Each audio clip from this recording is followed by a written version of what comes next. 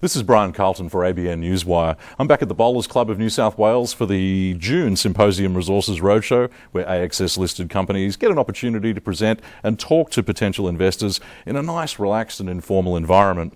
One of the presenting companies tonight is Australian Bauxite Limited, otherwise known as ABX, but with an ASX code of ABZ, an exploration company that holds the core of the Eastern Australian Bauxite Province with 25 tenements down the eastern seaboard, covering more than about 6,500 kilometres. Its CEO is Ian Levy, and he joins me now. Ian, hi, welcome again to ABN Newswire. Good to see you again, Brian. Now, ABX was the top performing IPO in 2009, but you're not resting on your laurels. Things are really kicking ahead.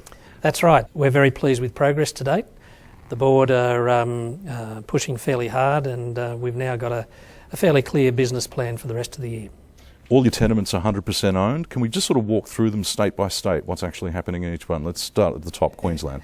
Well, we're currently drilling in Queensland. We've drilled hundreds of drill holes up there, and we're encountering quite thick bauxite, up to 13 metres thick, which by world standards is very thick. We're pleased to advise that the southern Queensland area could potentially be a site suitable for an alumina refinery, which is a major state significant project. Indeed. Now, the Inverell is the big story, isn't it, I guess, in northern New South Wales. Tell me about that. It's a fantastic deposit. We drilled the southern part of it with 118 drill holes last year, and we found up to 12 metres of thickness of bauxite and an average between 5 and 9 metres. And this year we've drilled another 250, 300 holes, and the same pattern, but we're drilling kilometres away in the centre of the deposit. So it looks like it's a very uniform, ideal, high-quality deposit. I was going to say they're high-grade ores too. They're all looking very good. Tasmania, Victoria, what's happening there? Well, Tasmania is a very large, extensive area of bauxite outcrop. We don't know how thick it is, and we won't be drilling there until the summer. And we've got high hopes for that because the area we're drilling is environmentally benign and insignificant as far as environmental values goes. It's sheep pasture. We've selectively chosen our areas where it's just cleared for sheep grazing. Okay. So we'll move a few sheep and start drilling there in the summer, and we've got high hopes for Tasmania. Victoria is a different beast. It's small deposits of bauxite, extremely high quality, suitable for refractory use in tool bits, the like, and very high value. Now, across your 6,500 square kilometres of tenements, can you give me a ballpark estimate of how much ore you think is there? The target that we selected when we floated the company was an exploration target of some 200 million tonnes. We chose that target because on a world scale, that's big. We've done a lot of work, a lot of drilling, and all we can say publicly is that we're extremely happy with the 200 million tonne figure, very comfortable with it. Very comfortable? Very comfortable with it. Okay. Now, proximity to smelters, various transport, rail, port, all those good things you need, you've got all them in place as well? That's true. That was the basis that our chief geologist, Jacob Rebeck, used to peg this area. Was he selected tenements in areas that had very good access to infrastructure, had no socio-environmental constraints or problems, but also exhibited clear large tonnages of high-quality bauxite. So he put the three critical ingredients into the company before we even started. Let's talk about the global bauxite market for a moment. The price is on the rise. What's causing that? It appears that there's about 40 million tonnes of bauxite is coming off the market. Projects in India are way behind schedule, like we're talking years and years.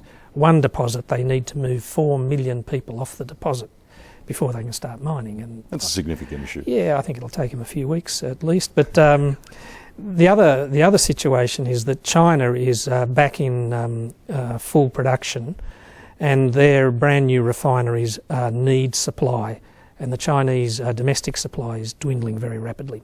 The Chinese import price sets the market price. Doesn't it? Okay. Yeah. But you're tipping that the main price rises are yet to happen. Will the Chinese demand for bauxite, which it doesn't have much of, is that going to continue on a really strong growth curve or just a relatively strong growth curve? This is up to pundits in the market, but basically in our calculations we're just assuming that the existing projects that have already been committed to do get built.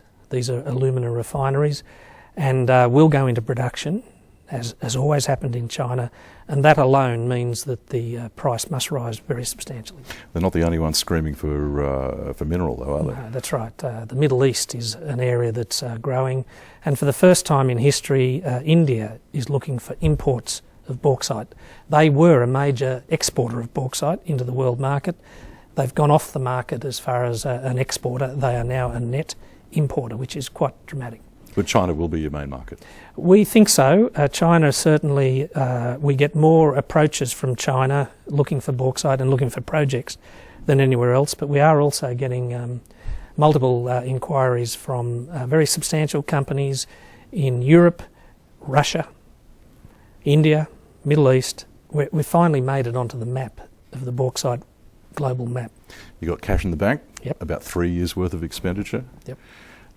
What's ahead over the next few months? What are your priorities, your immediate priorities? Yeah, the immediate priorities are drilling, then assessing those drill results, preparing information memoranda, putting the data into databases so that parties that are coming to meet us in September can get a running start to assess our projects, and we hope to enter into negotiations with them during September through to December.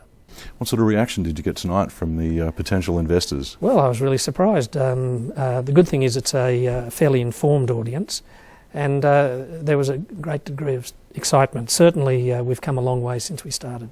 I look forward very much to keeping an eye on your performance over the coming months. Ian Levy, CEO of Australian Bauxite Limited, thanks so much for joining me. Thank you very much. This is Brian Carlton for ABN Newswire.